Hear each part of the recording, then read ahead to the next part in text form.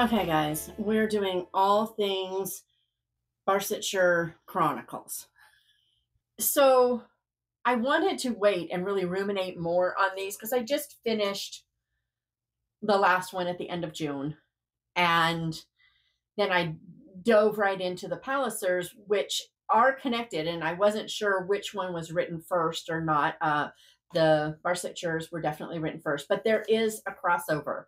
And you do run into some of the same people already in the first book. I ran into some of the same people, but I could see that they are similar enough in style, not in depth. I think these are deeper than the Pallisers so far, but in style and in whatever, the word isn't coming. So, but they're similar enough that I have to do this now, or I'm going to start blending stuff because I read these back to back to back to back.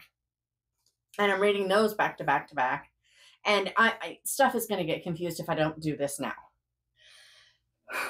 This could take a while, but okay, here's the deal. I'm going to do my best not to do spoilers, but if a spoiler is needed to make sense of the story, or if there's something about a spoiler that I think is really important to note, it could end up in here. I will try to tell you if it's coming. I will do my best. Okay, so here's a few things about Trollope that I figured out. Now, the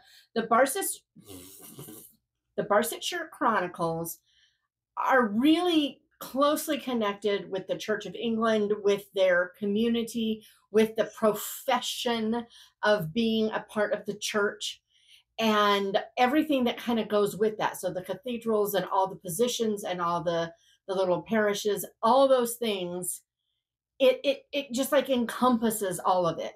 I wanted to know more about Trollope, about his personal faith. Not was he a Christian was he a part of the Church of England, but was he an actual believer of Christ, right? So I went looking, and it took a little bit of time to find, because you can find a lot about his theological standings, or at least leanings, but not at the same time, because he deliberately didn't say a lot, although you can kind of extrapolate from the theologians that he liked and different things. But he said one thing, and I've got a quote here, I'm going to read it, that makes me confident that he was a Christian, he was a believer, and it kind of makes everything that is in this series kind of come alive. It says, perhaps the strongest public statement of faith that he ever made was in reference to the founding editorial principles of the Fortnightly Review, that nothing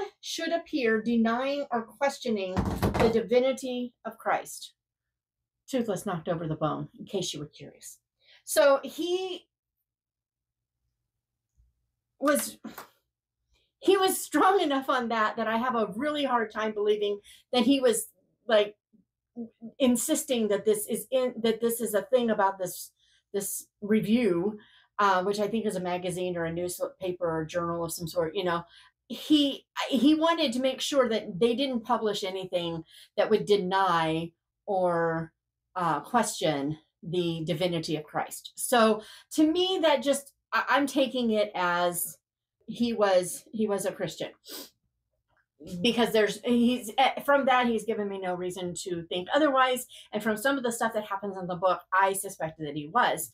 But for a little bit there, I actually questioned if he was one of those that were fed up with the church and wanted nothing to do with it. So it's kind of cool how that it was actually kind of the other way around.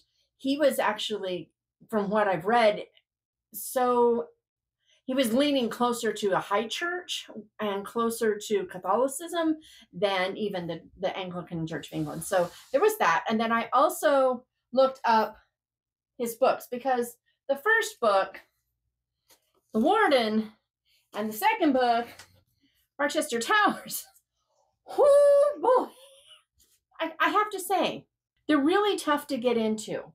And it's because they're crazy info dumping. So I thought maybe it was because they were like his first books. But when I looked up about, the books he'd written, he had written a few books set in Ireland. and he was living in Ireland at the time. And then there was such negative feelings between the Brits and Irish at the time that they didn't sell well. So he set this one in this British, church town, county, and the Warden was a huge success. And that's pretty impressive when you consider how small it is compared to most of the other ones are about this thick. And then the last one is like this thick. But I still think it kind of fits that this was his first successful book. And it is really tough to get into, but it is one of my favorites. It's actually most people's not their favorites. And but it is one of my favorites. So we'll start with this. Okay, so for this first one, the Warden, this has probably my favorite character of the entire series. I absolutely love, I think his first name is Septimus, but I'm not sure. But Mr. Harding, I love this man so much. He has the deepest, most sincere faith almost of anyone in there. There's another character we'll get to in a bit whose faith is just as deep and sincere and unwavering. But Mr. Harding also derives such rich joy and peace from his relationship with the Lord and his service to the Lord. And you don't get that from the other guy. And it's just kind of an interesting comparison with two very, very, very similar and dissimilar people in one. So it's kind of cool. It's the first book and the last book. I mean, there's just a lot going on. So I would say start with this one and keep going. It's hard because I'm going to say the first third, maybe quarter to third of this book is like info dumpy, and it's really hard to get through. But the character of Mr. Warden, Mr. Harding as the Warden and with everything that's going on is so beautiful. So with this one, we start, and Mr. Harding is the warden of it's kind of a retirement home for, I believe there's some sort of textile worker. This was set up, I don't know, I think it might have been a couple centuries before, this trust for these men. And they have a place to live. They're given all their meals. And out of his own pocket, this guy gives each man a certain amount of money a week. It's not very much, but they have no needs. So it's for their wants. And I think he keeps it limited deliberately, not because of stinginess, but because he really wants to ensure that they are not wasting their money on things that aren't good for them. And it never says that. It's just something I feel like is implied in there. Okay, so there's that. Then he has two daughters. One is married to a high clergyman, is he the son of the bishop? I think he's the son of the bishop. I think he's an archdeacon, or he becomes an archdeacon, one of the two. Anyway, Mr.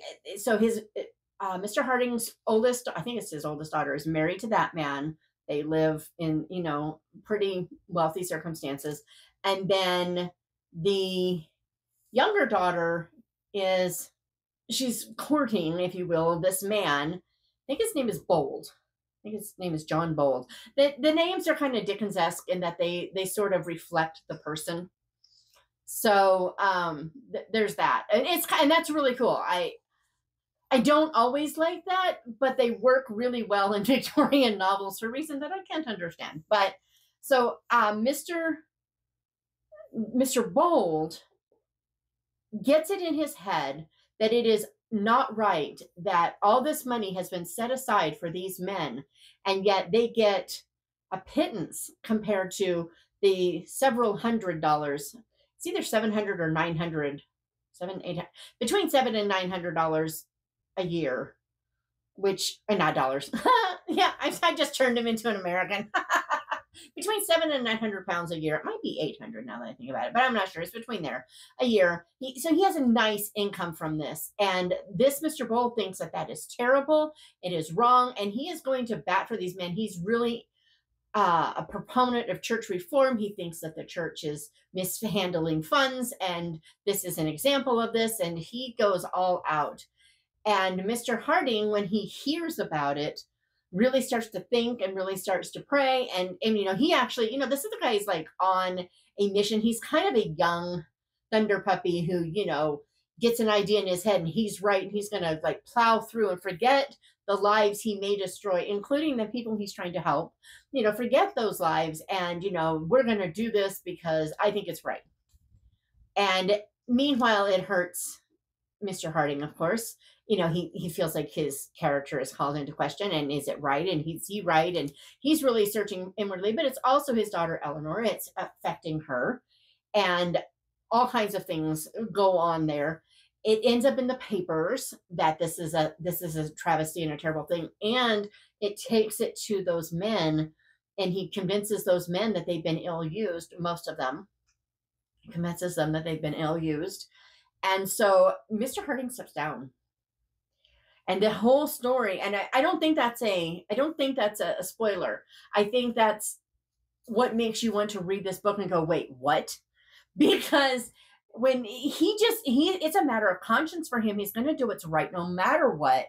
And so the primary focus of this entire book is, if something is right to do, you must do it, even if it's going to hurt you, even if it's going to inconvenience you and your family, even if you don't know how you're going to survive, you still have to do the right thing.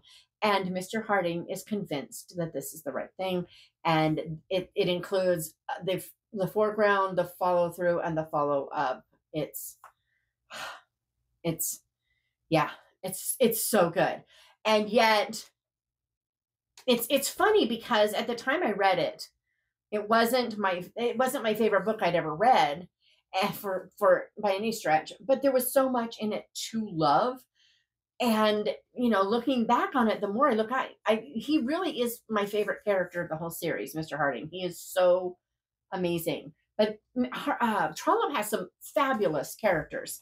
So we start there, and then we move to Barchester Towers.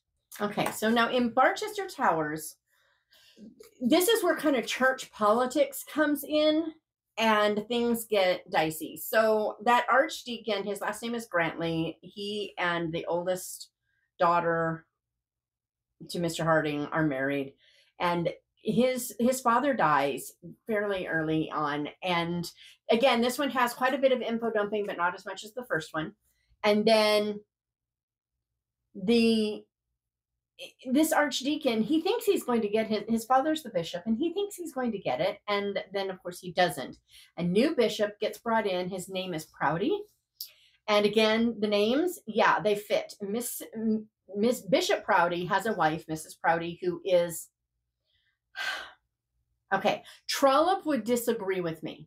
This is what a neat guy he is, because when he's writing these books, he breaks away from the narrative to talk to the reader sometimes. I love it when authors do that. And one of the things he will tell you all the time is that, so-and-so, yes, see this terrible flaw in the character, but I can't condemn them completely because, and he will show the right side, or he will assure you that you will see something in them later. So he's really, really, really good at that. But honestly, I feel like Mrs. Proudie is the Professor Umbridge of this series. She is awful. She is that wife that they warn you of in Proverbs about, it's better to sit on the roof, and all those things, the dripping water and all the things about the terrible wife. Yeah, it's like Trollope said, I'm going to take all those warnings of an imprudent marriage and put them into one woman. She is awful. And yet, aside from all the interference that is none of her business and she shouldn't be a part of it, she is one of those domineering women who just runs roughshod over her husband and gives him a terrible name. Behind all of it is, yes, some self-importance, and yes, some self-righteousness and all that. Yes. But also, there's a true conviction that what she thinks is right, and she will fight for what she thinks is right. So I get what he's saying, but she's horrible. So in this one, we have a lot, all of these books, the first one, not so much, but particularly the rest of the series, we have a lot of different plot pieces coming together. And in this one, it's primarily focused on this new bishop, what it's doing to the whole diocese, I'm assuming is what it is, the whole area, the Barset area, and the county, whatever, and well, at least as in regards to the church, and the lives that it interferes with. Now, in this one, Mr. Harding's daughter is a widow. And that's all I'm going to say. But she's a widow, and there are several men interested in her. One of them is Mrs. Prouty's like little pet man. She's always got these guys that she's trying to raise up and, basically, fill her husband's cabinet, if you will. And so in Barchester Towers, she's really pushing this guy toward her. His name is it Sloan or Slope? Slope. His name is Slope. And yeah, he is a slippery slope.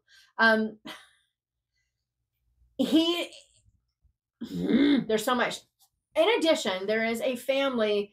The man had something to do with the church. I don't recall what, because we're not given a lot about it. All we know, and I still don't know what this means. If anyone knows what this means, if there's like some double entendre to it, I would like to know. All we know is that he got a sore throat. There's no air quotes in the book, but I'm saying it because I'm like, this is what I don't understand. He got a sore throat in Italy 12 years ago, and he's never come home. And now he has to come home. And so he brings home his daughter, who has left her husband and is a cripple. And he brings home a son who needs to marry well so that they don't fall into ruin, and another daughter. Slope can't, men kind of fall all over the married one. Yeah. But Slope is caught up in that, even as he's trying to convince, what's her name? Eleanor, the Harding's, widowed daughter, trying to convince her that he's someone to consider. He doesn't say it, but he's like trying to show that he is someone to be reckoned with, right? And there's just so much coming and like converging in Barchester. And then it all comes to a head. Her brother, the archdeacon, I wonder if he's still the archdeacon here, if he's something else by this point. I can't recall. But her brother-in-law, the one married to her sister, right? Her brother-in-law and her sister are both incensed with her because they're convinced that she's engaged to this Mr. Slope. There's just like drama all over the place. Mr. Harding is caught in the middle, and he is broken at the idea that his daughter could possibly be engaged to this man. But on the other hand, what's going on? They want to give him, they want to make Mr. Harding the dean. Mr. Harding doesn't want to be the dean. He thinks somebody else should be the dean. Just all kinds of things coming and going. It's really kind of funny because in a lot of ways, I can't believe I'm saying this as I'm recommending the series, but in a lot of ways, this whole series is like a Victorian soap opera. There's so much just coming and going and all the things. Oh, goodness. But Barchester Towers, I didn't love it much when I first read it. But once I had read the others, and I'm thinking it was probably mostly because of the info dumpy. But once I had read most of the others, there's so much that they kind of weave together and things get kind of interesting. So I'm thinking, yeah, that's part of why, because I really do love it. And one thing I haven't said, and I didn't see it as much in The Warden, probably because I was struggling so much. I should read it again because now I'm like, I might be able to see more. But most of these books are really funny. They're the British humor. It's very understated. They don't do a little drum rim shot after each one, so you know that they're trying to be funny. You just have to appreciate British humor to catch them. But they are hilarious in various places. You don't want to miss that. All right, next up is probably everyone's favorite, Dr. Thorne. Oh man. This might still be my favorite. I don't know. I'm having a harder time calling this my favorite the more I consider all the books, particularly the last one. But for now, I'll leave it there. We'll see. I might try to rank these at the end, but I don't think I'm going to be able to do it. I could probably rank characters better than actual books. But if I ranked characters, he'd be in my top 3. Mr. Harding would definitely be at the top. I'm thinking either his niece or Lucy Robart would probably be my second favorite. Those are kind of difficult there. Really loved Lucy Robart. So Dr. Thorne, this one has, it spans a long time, and yet we don't have to like live all of it, but we live some of it. So basically what happens in this one is Dr. Thorne's, and I don't think it's a spoiler. It's not a spoiler. So Dr. Thorne's brother fell in love with someone beneath him and got her pregnant. Her brother, in a rage, killed him and was sent to prison. When her brother got out, he made a boatload of money, got a baronetcy, and, definitely rose up in the world, right? Well, the agreement with the mother and Dr. Thorne was that she would give him the baby and she could go off and marry somebody else and they would immigrate to America and he would raise her. So he named her Mary Thorne so that her illegitimacy wouldn't be known, right? And so most of the book takes place once she moves home to live with him. She has been in schools and things, and now she's home and she's living with him as a young girl. I think she was like 12 or something. I don't recall. She spends a lot of time at this one family.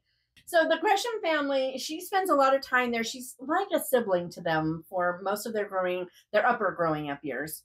And then she, her father is the doctor to the family, and the mother is pretty much a hypochondriac.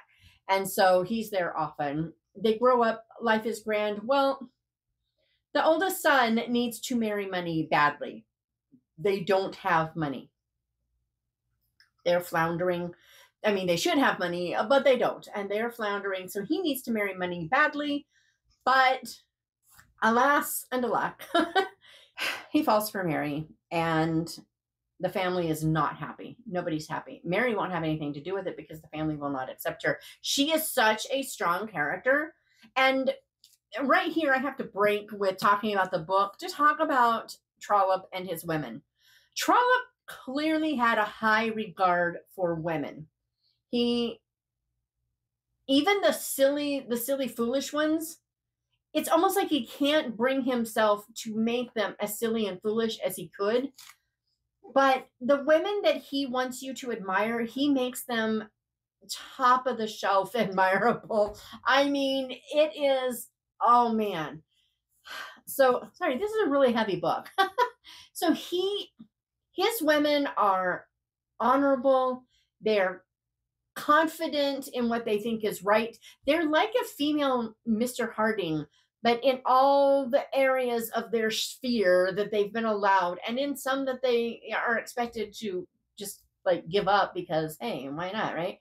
So it's really hard, but on the other hand, it's good. It's a good thing because we're getting the reality of what he thinks about women. So, we have, in this one, we have Mary, and when we have Lucy, there's Lily Dale, and what's the oldest daughter's name it's not Alice. Alice was, can you forgive her? I don't remember the oldest daughter's name in the last book, but her too, the Crawley girl, Miss Crawley. Let's go with Miss Crawley. We'll go with that. They all are not willing to marry to benefit themselves against the wishes of people who love the person that they claim to love. They're not going to like break up a family. It's beautiful.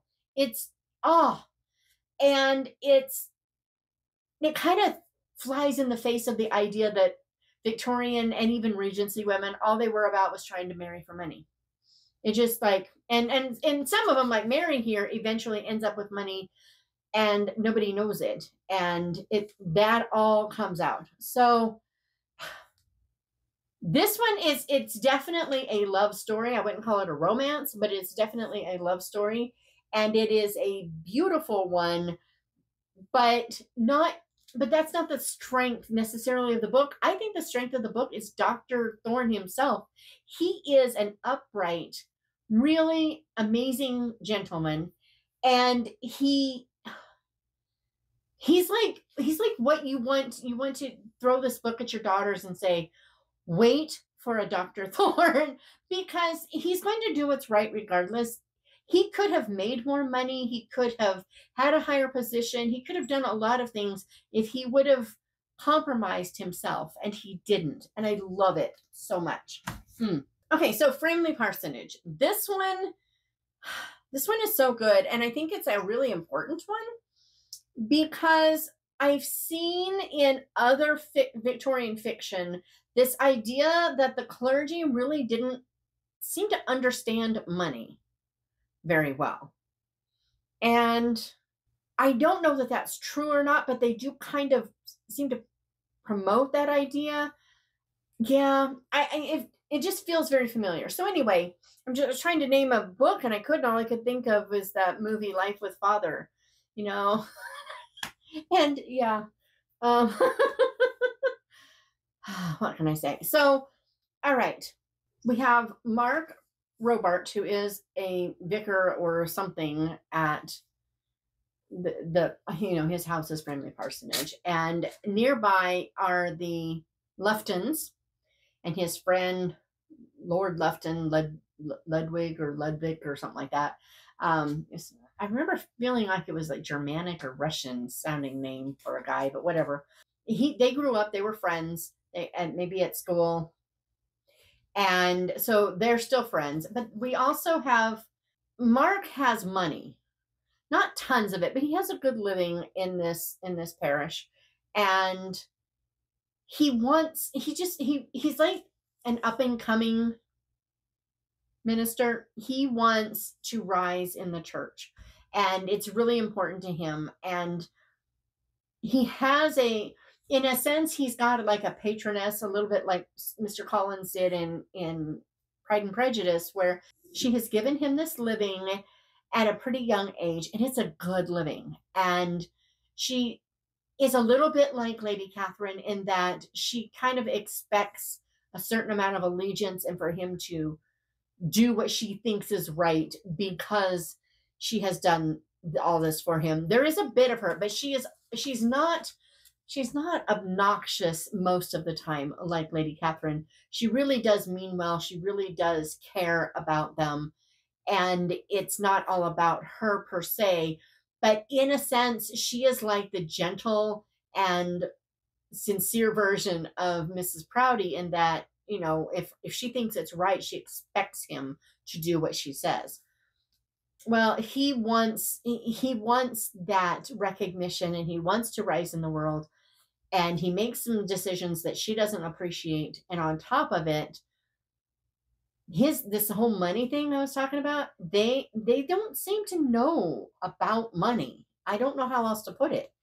And so a part of what happens in here is he basically co-signs for a loan. It's not the same, but it's as close as we've got today, I think. And he keeps signing more when the guy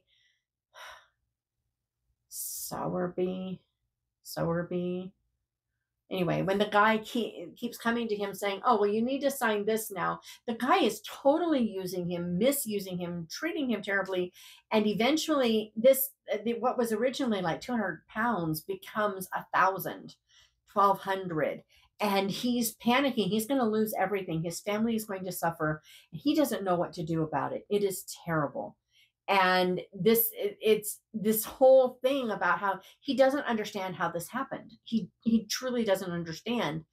And he's confused. And why isn't this other guy, upholding his end of this bargain? And I mean, all this, it's terrible. The whole time you're just wanting to throw the book, hoping it's his head and he'll like get some brains in there. I mean, it's insane. His wife is amazing. She is another one of those really strong, wonderful women. But in addition to that, we have his sister who moves in after their father dies. And his sister Oh man, Lucy is amazing. She is just she's a little bit like Mary. She's a little bit like the oldest Crowley girl, a little bit like Lily Dale. I mean, she's her own person, but there are little things about her from all of them, but they all have the same kind of, I'm going to do what's right, regardless of whether it's what I have to do. I don't have to do this, but I feel it's right. So I'm going to do what I think is right. And oh, by the way, yeah, it's going to hurt me, but oh well, it's right. And in this case, Lady Lufton doesn't want her son to have anything to do with this girl, and he's not having it. And there's just a whole lot of drama there. And her just standing up for what she thought was best and right and not caving was beautiful. And where the story goes from there, you'll have to read to find out. But it's so good. So good. Then we get the small house at Allington, and Allington is like a different part of Barset. We don't see a lot of it. And in here we have the squire and his nephew, I think it is. And then we have Mrs. Dale, Lily Dale, and Bella Dale. And you have the large house and the small house. And then there's John Eames, who grew up with the Dale girls. And that's just like the gist of everything going on with them. And in this one of the girls is expected to marry. One of the girls has the opportunity to marry, and neither one go well. And everything kind of crumbles within it. This one's actually one of the funniest ones because there's so much going on. There's also quite a bit happening in London. There is John Eames's boss is a nutcase. Can I just say he is a total nutcase? And in this one and the next one, you see a lot of his just utter ridiculousness, and you just want to smack him, and that feels good. But this one, again, you've got, this is the right thing to do. But what I loved is that in this one, what one of the girls thinks is the right thing to do, she's wrong. She is like applying stuff to her situation that isn't true. And yet, I think it might have been a common mindset at that time, because in Can You Forgive Her, the first Palliser book, which, by the way, Mr. Palliser shows up in, is it Framley? It might be in Framley. I can't remember, but he shows up, and so it's kind of interesting how all that works out. But in that book, there is a man who keeps making the same kind of comment that she does, but in her, she is applying it to herself and the decisions she makes for herself, and she's doing it in an honorable way. He is using it to manipulate and try to control someone else. So it's the same thing, and it's not, and I really can't say what it is without somewhat of a spoiler. I mean, I think it's kind of obvious, but on the off chance it's not, I don't want to say. But yeah, I don't mind putting it in the comments, but I'm not going to put it in here. So if you ask, I'll tell you. But but in this one, there's just, it's mostly centered in this tiny little hamlet almost, and all the family drama and all the stuff going on. But then there's that London scene and watching John Eames rise above. And there is one scene where John Eames just plows into someone who mistreated someone and just beats him. And I never thought I would cheer so much, but it was a little bit, for me, it was a little bit like that scene in the last Harry Potter book when Molly Weasley tells Bellatrix Lestrange, "No way, you're not getting my daughter." Yeah, I sanitized it, but yeah, it had that same feel of we're cutting this out. Beautiful, absolutely beautiful. But yeah, this one was a whole lot of fun. You know, they're not always fun, but this one I actually found a lot of fun. But I also wanted to smack one of the girls, and she's actually one of the most admirable characters in the series too, but she takes what she thinks for a long time. She takes what she thinks is right to a degree that isn't right.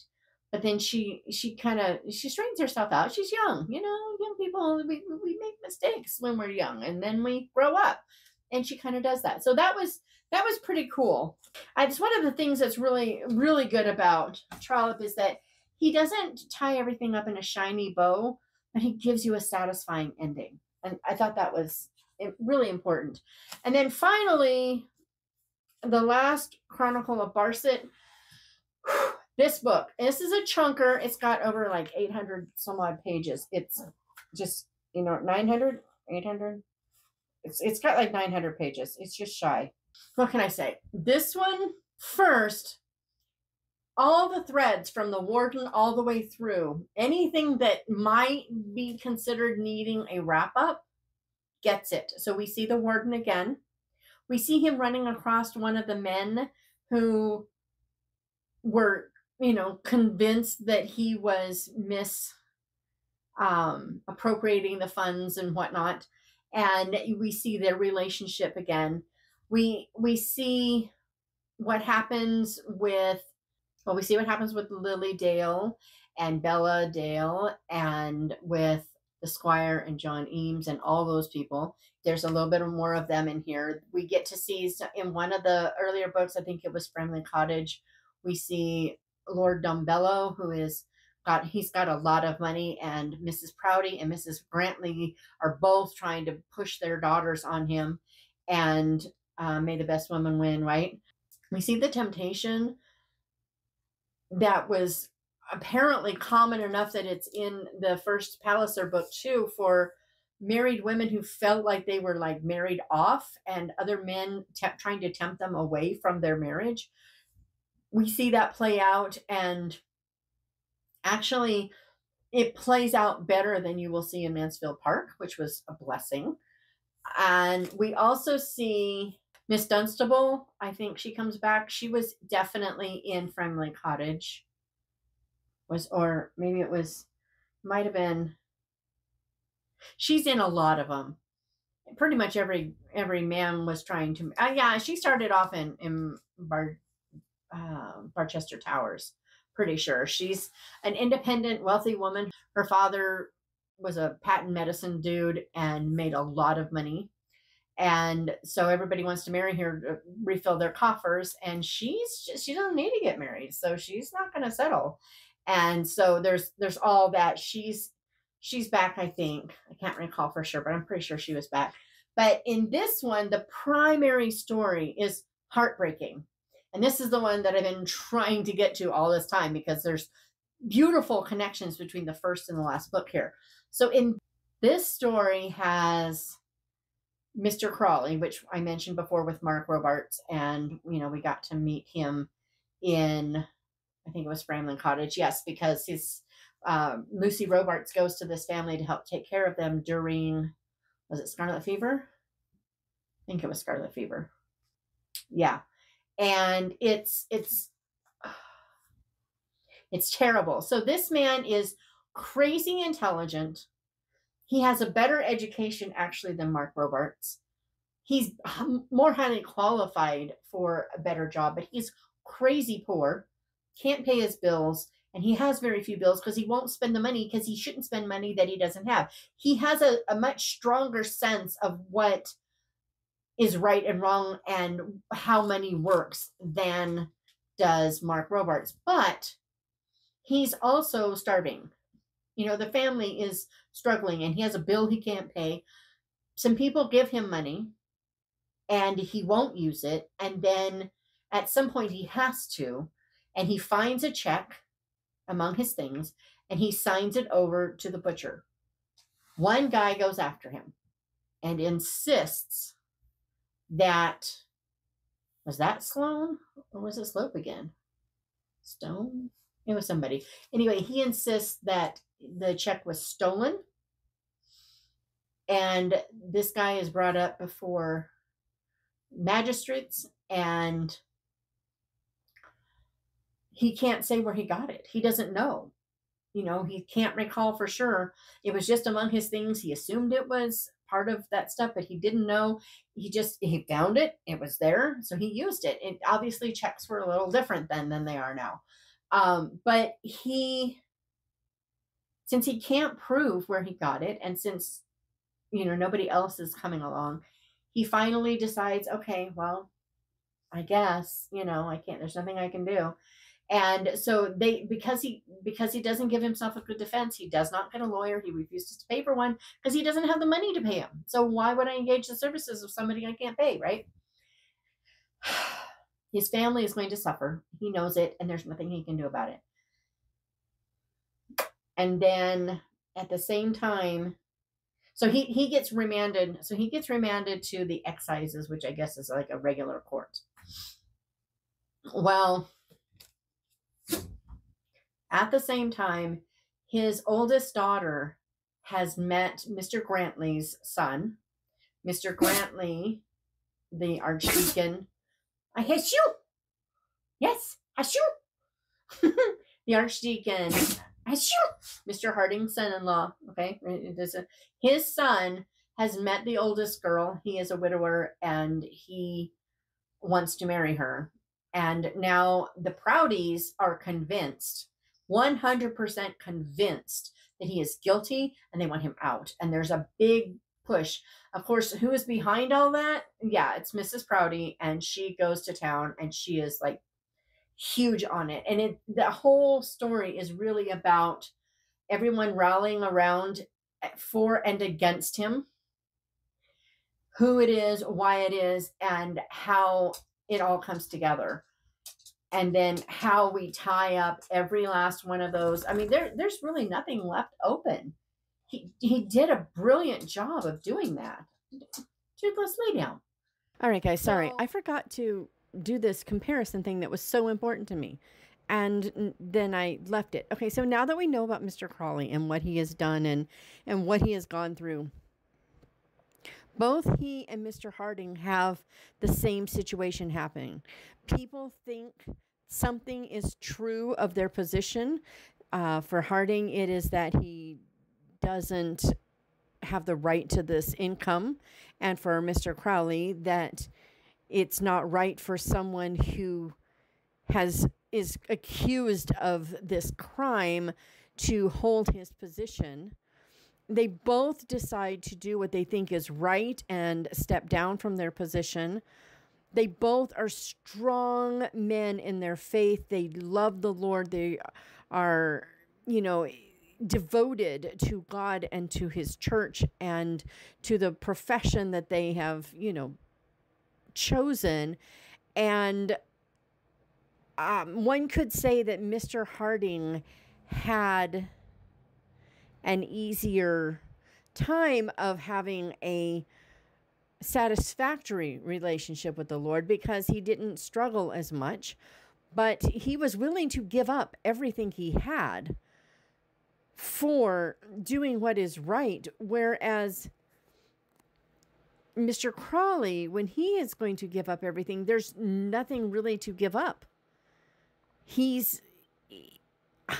has nothing. So Crawley, though, he struggles definitely with some melancholy of some sort, much of it brought on by himself, I think, but not necessarily completely. But he is always feeling put upon. He's always feeling as if he is basically suffering for Christ, if you will, that he is, people don't give him the respect that he deserves, that he takes it to a degree. He despises charity to a degree that he will let his family suffer rather than accept a gift. And so when people do bring gifts, they have to be very sideways with it so he doesn't realize it because he has so much pride. But aside from that, which we don't know how Harding would handle that, they are very similar men in their convictions, in their total devotion to the Lord, but they each derive something totally opposite from that conviction. And it was a really good lesson in who do I want to emulate? Do I want to be like Mr. Harding and be willing to give up all because Jesus is all? Or do I want to be like Crowley, who is willing to give up all because it is right, but I'm going to have this negative attitude about it? I don't know. It was fascinating. It was good. And it was a beautiful contrast that I think we all could learn from. You know, I've changed my mind. I'm not going to try to rank them. I think that would be a very dumb idea because, again, it's characters for me. But the Barsetshire, I have to thank my friend Anne. She's the one who told me to read them, and they are so good. Highly recommend them. And the first Palliser book was really, really, really good. We have a character in there, Alice, who reminds me a lot of a combination of Mary, Lily Dale, and this Miss Crawley that I can't remember her name. Elizabeth? I don't know. But yeah, she's and yet she's a lot more willful. Throw in a Margaret Hale into her too. So yeah, I can't wait to tell you about that book. That book was so good. But also, if you will, there is a lot of spiritual depth in these books. I got a lot of rich kind of faith content out of them myself. There were a lot of lessons. There were a lot of what to do's as well as what not to do's, just living by example. I didn't see that in the first Palliser book. So for what it's worth, I think these might be richer and deeper. We shall see. And I think that because you meet Mr. Palliser in one of these, I think you might want to read these first. But if you want something that's definitely an easier read, then you want those. So for what it's worth, that's my take on my upside down. See, if I do it this way though, see, now I have them last to first.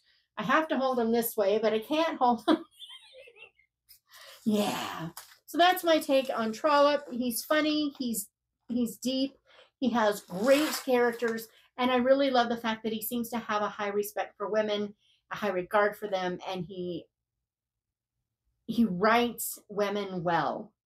He shows their weaknesses, you know, but he also just shows them as people with weaknesses instead of, well, that's a feminine complaint and that's a masculine trait. It's about them being human rather than a masculine or a feminine person, except where it is part of his character's personality. Then he shows that for all it's worth.